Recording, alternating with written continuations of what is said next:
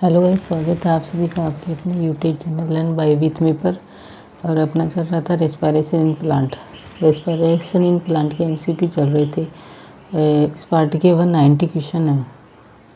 उसमें से हो गए थे उसमें से हो गए थे 68 क्वेश्चन। 68 क्वेश्चन हो गए थे, 4 पार्ट हो गए थे। इसके आज 5वां पार्ट है और 5वां पार्ट स्टार्ट करते हैं 69 क्वेश्चन के साथ में। क्वेश्चन देखो। मूंगफली एवं अरंडी के बीज का अंकुरण के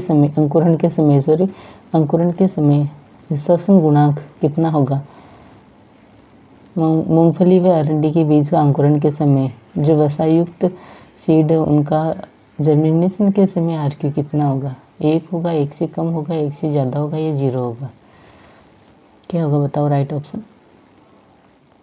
इसका राइट ऑप्शन नंबर 2, 1 से कम होगा। नेक्स्ट क्वेश्चन देखो। वसी बीजों के पक्वन के समय मैच्योरेशन के समय आरक्यू का मान क्या होगा। वसी बीजों के परिपक्वन के समय आरक्यू का मान क्या होगा। 1 से कम होगा, 1 से ज़्यादा होगा, 0 होगा या 1 होगा। क्या होगा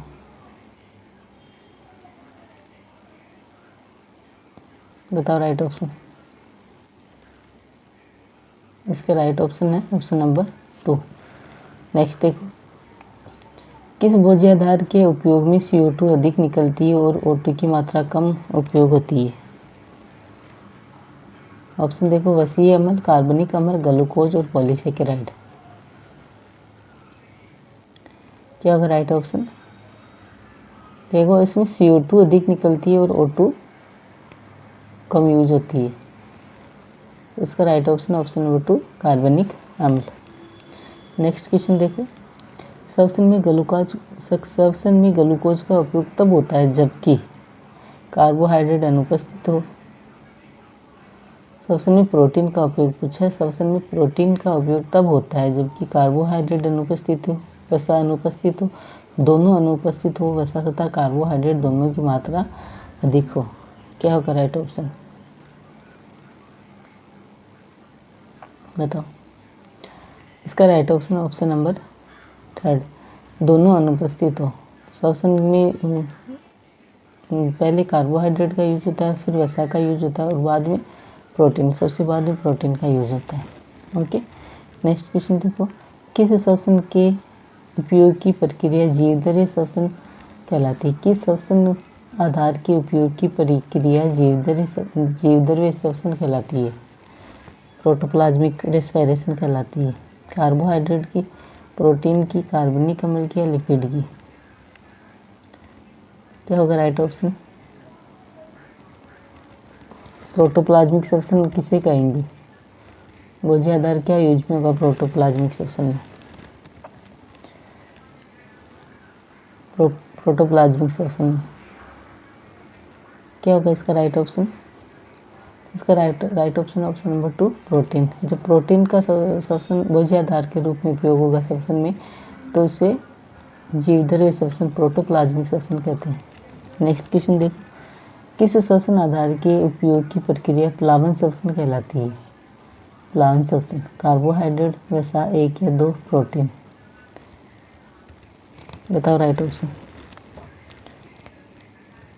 क्या होगा इसका राइट ऑप्शन। इसका राइट ऑप्शन है ऑप्शन नंबर 2, 3, 1 और 2 दोनों। 1 और 2 दोनों।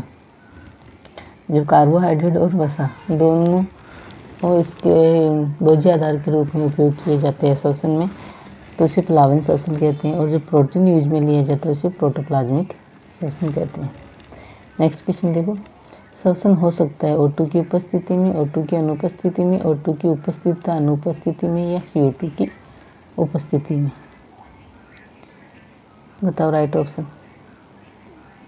इसका राइट ऑप्शन होगा ऑप्शन नंबर 3, O2 की उपस्थिति तथा अनुपस्थिति दोनों में। नेक्स्ट क्वेश्चन देखो। श्वसन गुणांक नापने वाले यंत्र को कहते हैं। क्या कहते हैं।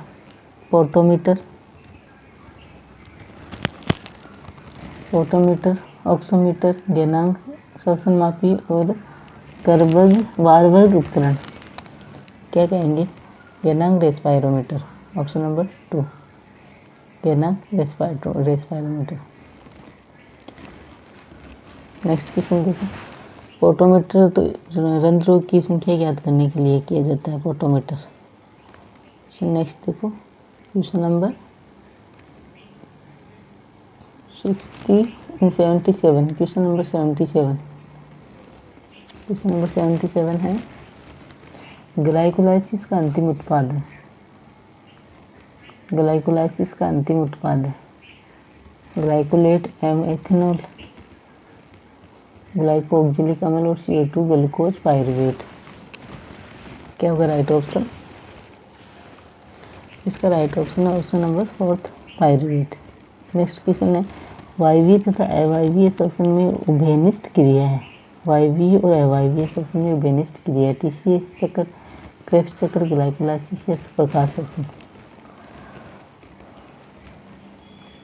राइट ऑप्शन है इसका ऑप्शन नंबर 3 ग्लाइकोलाइसिस। ग्लाइकोलाइसिस वायवीय तथा अवायवीय श्वसन में उभयनिष्ठ क्रिया है। ग्लाइकोलाइसिस में ऑक्सीजन की आवश्यकता नहीं पड़ती है। 79, क्वेश्चन नंबर 79 देखो, निम्न में से किन वैज्ञानिकों द्वारा अवायवीय ग्लाइकोलाइसिस की खोज की गई थी? एमडेन, मेयरहोफ, पार्नास, इमर्सन, हॉफमान तथा पीटरसन। एमडेन, मोरिसन तथा पीटर, वारवर्ग, डिकेंस तथा हारेकर। क्या होगा राइट ऑप्शन? इसका राइट ऑप्शन है ऑप्शन नंबर 1 एमडेन, मेयरहोफ एंड पार्नास। इसके लिए इसको ईएमपी पाथवे भी कहते हैं, ईएमपी पाथवे ग्लाइकोलाइसिस को। नेक्स्ट क्वेश्चन है निम्न में से सक्रिय ग्लूकोज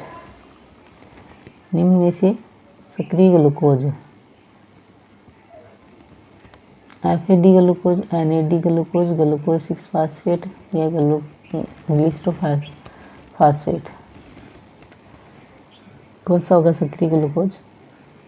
तो सक्रिय ग्लूकोज होगा option number 3 glucose 6 phosphate, glucose 6 phosphate. Next question है 81, ग्लूकोज से ग्लूकोज 6 फास्फेट में परिवर्तन हेतु कौन सा एंजाइम सहायक है? जब ग्लाइकोलाइसिस में ग्लूकोज से ग्लूकोज 6 फास्फेट बनता है तो इसमें कौन सा एंजाइम सहायक है? फास्फोरिलेज, ग्लूकोफास्फोरिलेज, हेक्सोकाइनेज और फास्फोग्लूकोमीटेज। बताओ राइट ऑप्शन। इसका राइट ऑप्शन है option number 3 hexokinase. Hexokinase glucose से ग्लूकोज 6 फास्फेट बनाता है। नेक्स्ट क्वेश्चन है ग्लाइकोलाइसिस क्रिया से क्या उत्पन्न होता है? 8 ATP, 2 NADPH, 2 NADH2, 2 pyruvate, 2 ATP, 2 COA, 2 NADH2, 2 ATP, 2 NADH2, 2 pyruvate, 2 ATP, 2 acetate plus 2 NADH2। क्या होगा राइट ऑप्शन? बताओ। इसका right option option number 2 ATP, 2 NADPH2, 2 NADH2 plus 2 pyruvate. Option 3 right है इसका। नेक्स्ट क्वेश्चन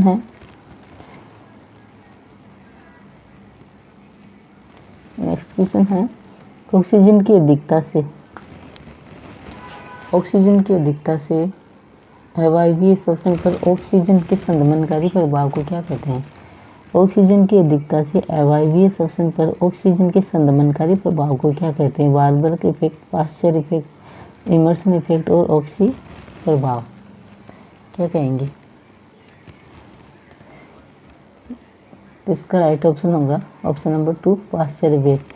देखो ऑक्सीजन की अधिकता से श्वसन में जब ऑक्सीजन की अधिकता होती है, अवायवीय श्वसन होता है तो उसे पाश्चर इफेक्ट कहते हैं। और फोटोसिंथेसिस में ऑक्सीजन के इफेक्ट से वो वारबर्ग इफेक्ट होता है ऑक्सीजन की अधिकता से। जब ऑक्सीजन की अधिकता होती है तो फोटोसिंथेसिस होता है, ये वारबर्ग इफेक्ट होता है। और श्वसन में पाश्चर इफेक्ट होता है। नेक्स्ट क्वेश्चन है ग्लाइकोलाइसिस में कौन सा आणविक धात्विक तत्व एंजाइम प्रेरक का कार्य करता है? ग्लाइकोलाइसिस में कौन सा धात्विक तत्व एंजाइम प्रेरक का कार्य करता है। सोडियम, फेरस, आयरन, कैल्शियम या मैग्नीज।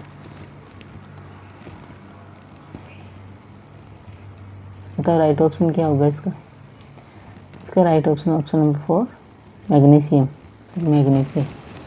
ओके, आज इतना ही करते हैं, कल करते हैं आगे कंटिन्यू। प्लीज़ वीडियो को लाइक शेयर और सब्सक्राइब जरूर कर लें।